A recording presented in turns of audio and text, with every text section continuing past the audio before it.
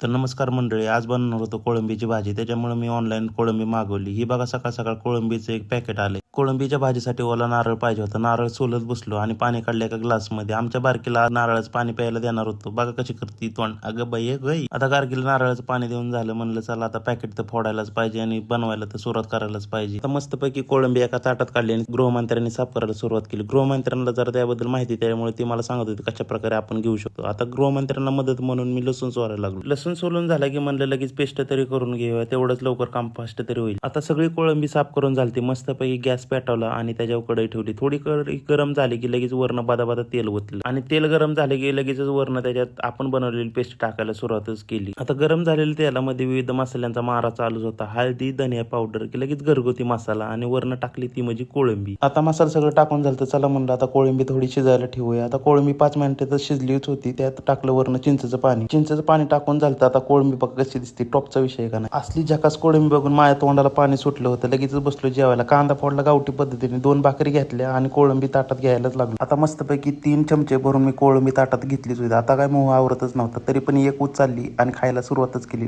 लय विषय टॉपचा आहे बरं का. तर मित्रांनो, व्हिडिओ आवडल्यास लाईक करा. इंस्टाग्रामवर बघत असेल तर फॉलो करा. भेटूया नवीन एका व्हिडिओमध्ये. तोपर्यंत बाय बाय.